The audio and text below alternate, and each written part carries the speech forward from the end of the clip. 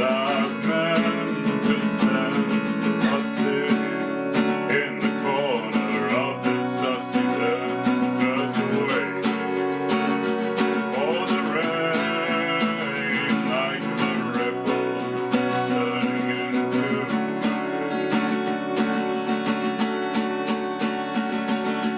cross over to the line.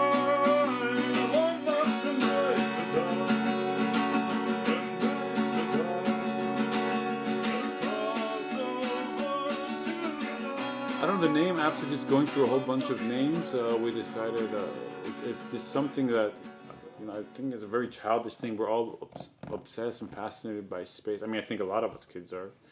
And kids, fuck, I'm 31 years old. I talk to myself as though I'm a kid. This is why I'm still in a rock band and I don't have a proper job.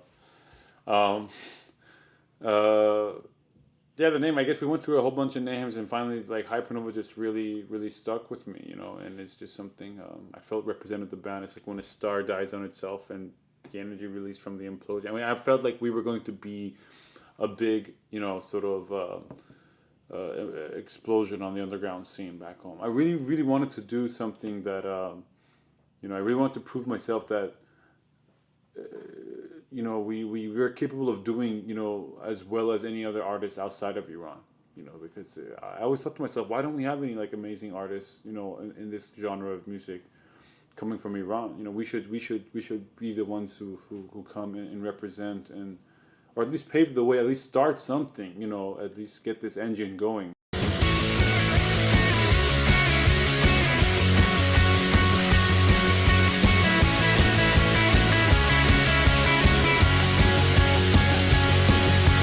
There's a little girl that I am madly in love with. She's only 17 and she's testing my patience. She knows what I want and I know what she needs. We both know that we should not proceed.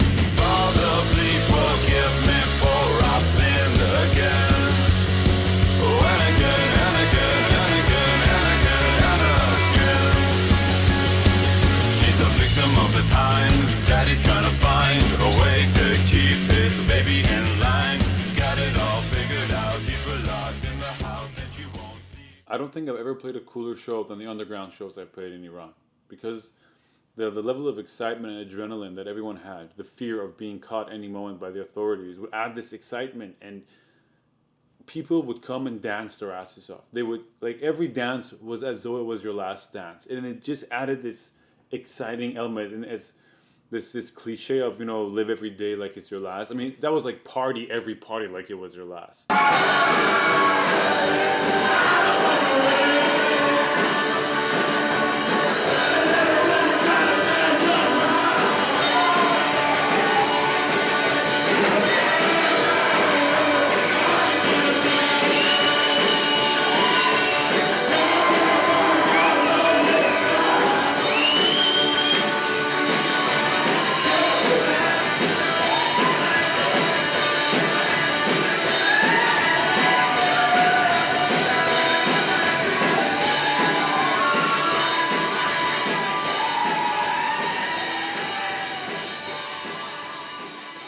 And I think that's something very important. I think the reason that so many people connected with our story in the beginning when we first came to the United States was that it was very honest. We might have been very naive in this sense of what is it that these kids from Iran are trying to say or do, but it was all genuine. It was all very sincere. It's coming from a very pure part in our hearts. So just a bunch of kids who really loved to fucking rock and roll.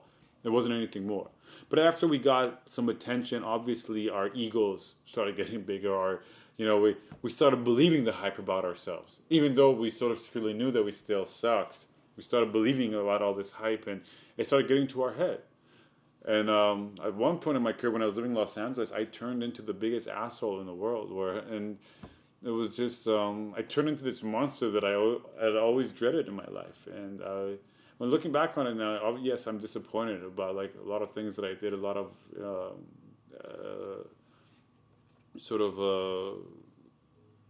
decisions that I made at the time. But I mean, such is life. We all have flaws. We all make mistakes, and you just learn to live, accept them from what it is, and just go on.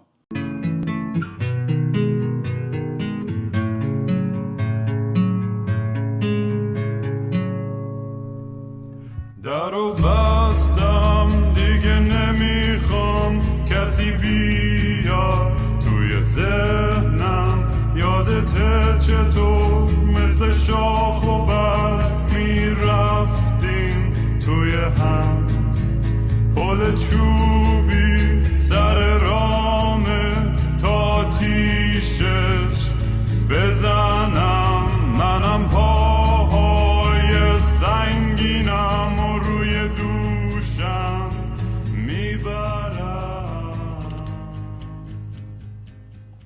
I can't imagine a life without music. I mean, I even actually have gotten I listen to so much music. I have to study listening to music. I sleep listening to music. I wake up to music. Even for my exams at university, I've actually convinced them that I need music to write exams, so I write them better. And now when I write my finals, I actually sit in a room that they play music for me, believe it or not.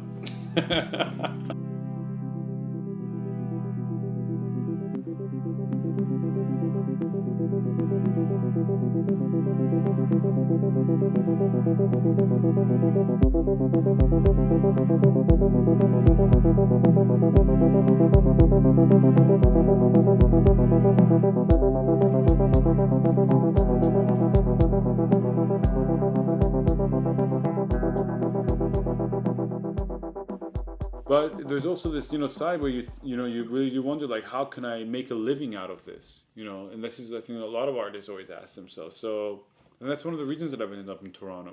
Here I am going to university. What the fuck am I studying? What am I trying to do? I have no idea. It's a backup plan of sorts. It's because I'm 31 now. I started doing this when I was like 18, 19. I want to be 32 soon, and I don't know how to do anything else in my life except music.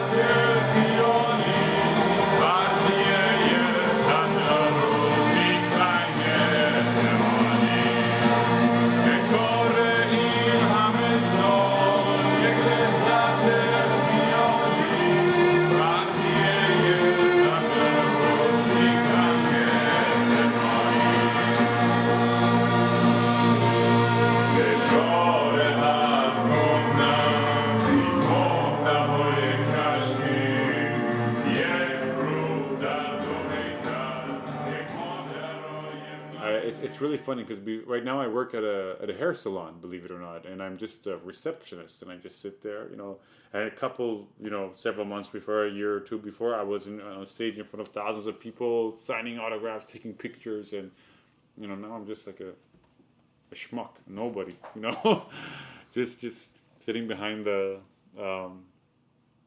counter, but it's fun, and I appreciate. I'm not like. And I say that in good humor. I don't mean that like as if I'm upset. I'm not upset at all. I think I've led a great life. I've had a lot of fun. I've experienced things that I never would have imagined. I'm singing in the head, just singing in the head. What a glorious feeling, I'm happy again. Na, na, na, na, na.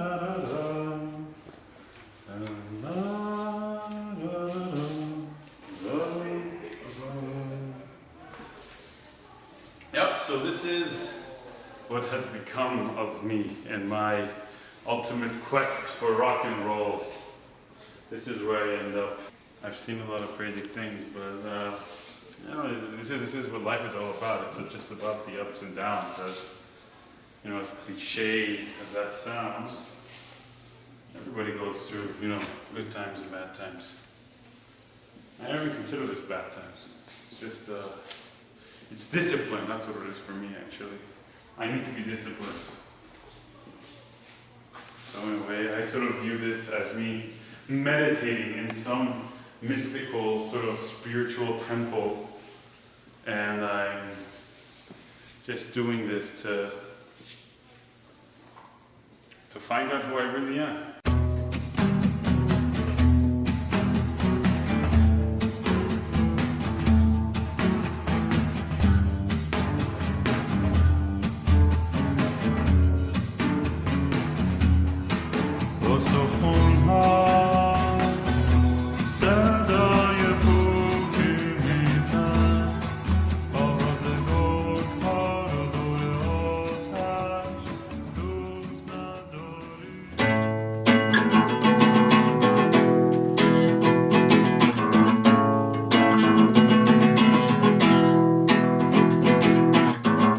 Billy said he's got it figured out again. Billy said he found a way out of the mess. Billy said the system was corrupt. Billy said the system was corrupt. Billy came from somewhere in Louisiana, went around the world to mend the broken heart. Billy was living for the road. Billy was living for the road. Billy made love to a girl in Iowa, met her in a bar in Des Moines. She was wearing a helmet signed by Elvis that her mama got before the war for her papa who never came home. So they sent a flag to the door that she wears like a superhero as she speeds up through the empty street that her daddy fought to keep so clean from the monsters hiding overseas, from the monsters screaming on TV. Billy had a dream of flying aeroplanes, cruising through the clouds above the rain.